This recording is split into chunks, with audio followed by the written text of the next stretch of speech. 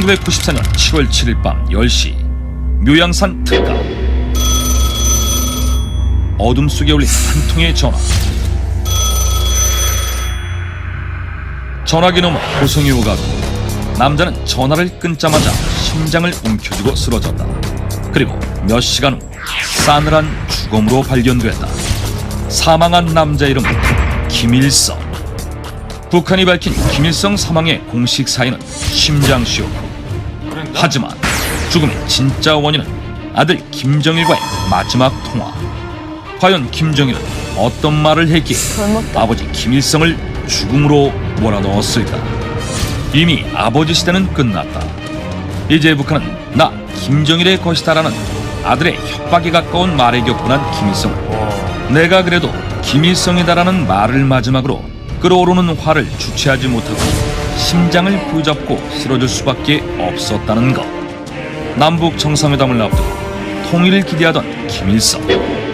통일이 된다면 본인이 북한의 다음 통치자가 되지 못할 수도 있다는 불안감이 든 김정일은 평소 아버지 김일성이 심근경색과 고혈압을 앓고 있는 걸 알면서도 마지막 통화로 아버지의 심기를 있는 한껏 자극했던 것이었다. 충격 북한 폐륜 사건. 한 통의 전화로 아버지를 죽게 한 김정일. 이 폐륜 사건은 과연 진실일까? 아니 전화 한 통으로? 전화 한 통으로? 아니 그러니까 지금 전화는 그거잖아. 아, 이제 내 시대 됐더니 마지막 말이 그러고라면서요. 내가 그래도 김일성. 드라마에 많이 나오잖아요. 해놓고 죽었다는 얘기 아니에요. 아무리 아버지가 자기 아들한테 권력 주려고 하더라도 자기가 살아있는, 두 눈이 시퍼렇게 살아있는데 그 자기 아버지 전화 통화해서 아버지한테 빠락빠락 기 타봐봐. 아니 근데 가만히 놔둬. 상황이 맞는 게 진짜 정상회담을 해서 통일이 되는 상황이라면 그 김정일이 권력 갖지 못하는 거잖아요. 근데 점점 앞만 봐도 김정일이 너무 페리나야. 그래 이게 뭐라고 마음은 알겠는데 이게 말이 되냐고. 아버지를 전화로 이게 그냥 내 생각에는 진짜 그냥 심장 쇼크가 아니었나. 여러분들은 김일성이 왜 죽었다고 생각하세요? 저희는 TV를 통해서 듣잖아요. 근데 TV로는 어떻게 했냐면은요, 인민들의 생활을 향상시키기 위해서 현지 지도의 길을 나가셨다가 그 심장마비로 돌아가셨다고, 이 얼마나 슬픈 비통한 뭐 이런 현실 이렇게 들었거든요. 그래서 뭐 전화 이런 거는 저희는 지금 상상도 할 수 없는 거예요. 그러니까 전화 한 통화가 이게 결정적인 요인이라는 거 좀 일리가 있던 게, 그 김일성이가 평소에 지병을 앓고 있었대요. 심장병을 앓고 있었는데, 물론 뭐 전화 한 통으로 당장 그 사람이 죽지는 않았겠지만 어쨌든 간에 일부러 김정일이가 작정을 하고 그 기존에 뭐 김일성을 좀 제거하려고 했던 뭐 그런 모략이 있어가지고 응급 의료진들을 뭐 다 이렇게 철수시키거나 하면 그 장비를 못 갖고 가서 뭐 이렇게 고의적으로 뭐 어떻게 해가지고 전화 통화를 받고 이렇게 쇼크가 왔으면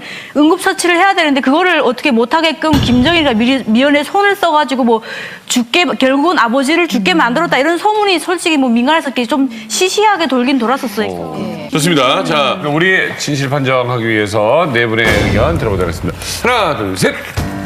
진거 거진입니다. 근데 강민대 교수 왜 바꾸셨어요? 자, 강문대 교수님부터 의견 들어보도록 하겠습니다. 이렇게 보신 거죠? 근데 이게 지금 애매한 게 전화 한 통 때문에 죽었다니까. 그거 딱 전화 한 통 때문이 아니고 김정일이 때문에 죽었다면 내가 이거 진실이라고 들겠는데.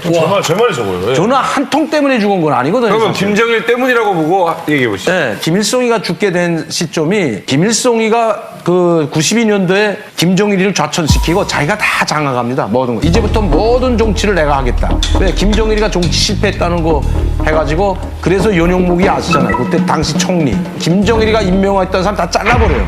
그리고 저 한복도에 자천돼 있던 저 장인 강성산이 그때 10월달 최고인민회의를 소집해가지고 총리로 전격 임명하거든요. 그때 총리로 임명하면서 부총리로 됐던 사람이 김다련입니다. 이것도 김일성이가 직접 임명하고. 그러면서 뭐라고 하냐면, 이제부터 내가 정면에 나와서 정치를 하고 내가 다 할 테니까 나한테 정치, 경제, 군사 모든 걸 다 보고하라. 이래서 김일성이가 정면에 나서기 시작합니다. 정치에. 모든 일을 총리가 모든 이 경제 문제요 모든 걸 다 김일성이한테 직접 보고하는데, 이미 고돌난 상태였습니다. 도저히 이거 하기 힘들다. 방법은 하나밖에 없다. 이거 강산 총리가 제기했던 거예요. 남북한의 정상회담을 통해 가지고 돌파구를 여는 밖에 없다. 그렇지. 이래서 이제 그 정상회담을 하게 했는데, 이건 김정일이 생각하고 전혀 맞지 않는 거거든요. 자기는 정말 그렇게 해가지고 나라가 경제가 펴지고 그걸로 인해서 회생하게 되면 자기 이미지는 완전히 실각되는 거죠. 그래서 거기에 대해서 불만을 품고 있었는데 7월달, 8월달은 항상 김일성이가 매양산 별장에 가요. 매양산 특각에. 거기 가서 이제 정상회담과 관련돼가지고 다 준비를 하고 있는데 김정일이가 찾아와가지고 찾았어. 그 정상회담과 관련해가지고 이야기를 하는 거죠. 지금 남과 북이 지금 어제까지 대결 상태로 있다가 수령님께서 김영삼을 만나서 정상회담을 하게 되면 나라를 통치하기가 힘들다. 우리 국민들이 어떻게 바라볼 거냐. 지금은 안 됩니다. 아니 이런 조언을 하게 되니까 김일성이가 거기서 열을 받아가지고 아니 이미 다 정상회담에서 7월 12일 날 김영삼 대통령이 백화원 초대소에 오기로 해가지고 그 전날 벌써 다 왔다 갔거든요. 권영애 안기부장이 특사로 백화원 초대소까지 다 둘러보고 나간 상태인데 그만두라기니까 거기에 열받아가지고 책상 치고 일어나다 뇌출혈이 하는 걸로 압니다. 제가. 고혈압이 있는 데다가 뇌출혈 해가지고 쓰러집니다. 거기서. 그래서 김정일이가 수령님 쓰러졌다 하면서 다 불러가지고 빨리 헬기 평양에서 보내라입니다. 그러니까 사람들은 뭐 때문에 쓰러진지 모르잖아요. 평양에서 헬기 보내려고 헬기 보내려다 하나 떨어집니다. 헬기가. 악천후가. 7월 8일 그때는 장마철 아닙니까? 두 번째 헬기가 와가지고 쓰러진 김일성이를 헬기에 태워가지고 봉화진여서로 옮기는 도중에 사망한 걸로 나옵니다. 7월 8일. 그래서 7월 9일 날 발표합니다. 이게. 만약시 김일성이 그때 살아나게 되면 그때 김정일이 자기가 위태로운 거죠. 그러니까 그걸 아니까 그 치료하는 것처럼 효심을 발동하는 것처럼 봉화진여서 옮겨서 치료하는 것처럼 헬기 불러가지고 막 이렇게 부산을 떨었지만 사실은 그 과정에서 김일성이가 죽은 거죠. 자, 다음은 김주성. 일단 김일성이가 심근경색이라는 지병을 앓고 있는 거, 뭐 당뇨, 혈압 다 알고 있었어요. 근데 그때 당시 보면은 그 완전 우발적인 사고인데, 그러니까 김정일이가 사리를 가지고 한 것이 아니고, 예, 전화 때문에도 아니고요. 이제 이렇게 말하는 과정에 김일성이가 쓰러졌어요. 쓰러졌는데 평양에서 뭐 의료설비가 또 호송을 하기 위해서 헬리콥터가 뜬 것도 사실이고. 근데 이제 좀 와전된 게 뭐냐, 거기 헬리콥터가 뭐 격추됐다 뭐 그런 건 아니고요. 일단은 그 안개 때문에 못 내렸다. 그래서 뭐 호송 차량을 또 불렀는데 그것도 시간상 그러다 보니까 지체하다 보니까 어쩔 수 없이 가신 거죠.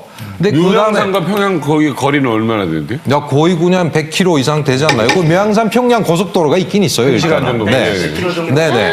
네? 170km 정도. 근데 문제가 뭐냐면은 그렇게 사고가 난 다음에 이제 전화 소리가 왜 나왔냐면은 아리바이를 만들기 위해서 김정일이가 전화했다. 이렇게 해가지고 시도 쓰고 했고, 그 다음에 웃긴 게 뭐냐면 김일성이가 마지막에 쓰러졌을 때 책상에서 그냥 쓰러졌다. 그럼 당시 의사들 어디 갔냐? 이런 의문들이 생기잖아요. 그러니까 의사들은 당시 김일성이가 혼자 있고 싶다. 그래서 휴가 보냈다. 이게 말이 안 되는 소리들이 계속 꼬리를 무는 거죠.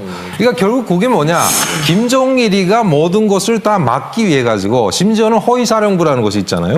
예, 이것도 김일성이를 당시 지켰던 허위사령부가 뭘 했냐 해서 김정일을 지키는 허위사령부하고 이게 마찰이 생겨서 총격전까지 벌어졌다. 뭐 이러한 와전된 사실들이 많이 도는데, 제 생각에는 김정일이가 얼마든지 대책을 세울 수 있음에도 불구하여 안 세웠을 가능성이 높다는 거죠. 네.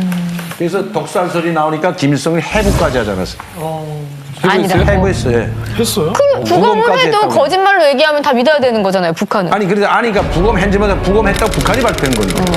이제 진실 둘 들어봤습니다. 네. 자, 김철호 교수. 저는 거짓이라고 생각하는데요. 네.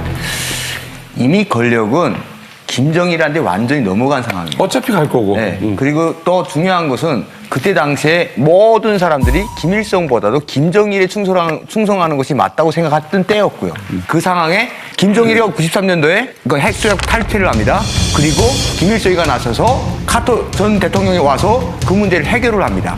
자, 이게 둘이 같이 하지 않으면 절대로 안 이루어지는 거예요.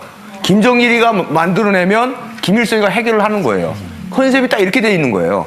그런 상황에서 김일성이가 어떤 제스처를 취하던 김정일로서는 이게 충분히 예상된 답이었어요. 그걸 굳이 김일성을 죽임으로써 그걸 얻는다? 저는 이렇게 생각하지 않아요. 그러니까 여기서 잠깐, 그러면 김정일이 실질적인 권력을 갖고 있으면 그 정상회담을 자기가 나가야 된다 이렇게 싸우진 않았어요? 철저히 안 되죠. 왜냐하면 현재 지금 국가 주석은 김일성입니다. 그러니까 죽인 거예요. 아니죠. 김정일의 정치 형태는 운든 정치였어요. 마지막 죽을 때까지요. 자기가 앞에 나서서 하는 정치가 아니었다고요. 김일성이가 앞에 내세우고 뒤에서 자기는 운동 정치를 했어요. 자기 죽을 때까지 그렇게 했어요. 왜냐면 목소리도 별로 안 좋고. 목소리도 안 냈고요. 그런 상황에서 내가 나서기 위해서 김일성을 죽였다. 이건 절대로 가학성, 성립이 안 되는 얘기예요. 아니죠. 반대로 생각해보면 내 목소리 이제 슬슬 내고 싶을 때가 그때가 아니었나 생각. 그러면 그럴 수도 있겠다. 그럼요. 아 나는 왜 이렇게 나 뒤에 있어야 돼? 아 나도 앞에 나가서 나도 인자가 되고 싶은데. 김일성이가 죽은 다음에는 충분히 목소리가 낼 수 있음에도 불구하고 안 내고 있었어요. 94년도에 김정일의 나이는 얼마 정도 됩니까? 94년도에 쉰들이요. 쉰들이면 한참 권력 야욕이 그렇죠. 꽃을 피워서 네. 생기죠. 결실을 맺고 싶어요. 세자로만 있으니까 질리기도 할 겁니다 아마. 결실을 맺을 나이가 또 되기도 하네요.